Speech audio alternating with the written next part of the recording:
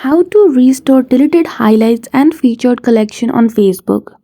In this video, I will show you how can you easily restore the deleted featured or highlight collection on your Facebook profile. So without any delay, let's get started. Open your Facebook application and go to your profile. As you can see, there's no highlight on my profile. So what can we do to restore it? Just click on the three dots at the profile icon and then click on Archive. You will be directed to the archive portion of your Facebook. Now you might think that you have deleted your highlighted or featured collection of Facebook, so it might exist in trash. But let me tell you, when you click on trash, you will only be able to see the deleted post but not the story.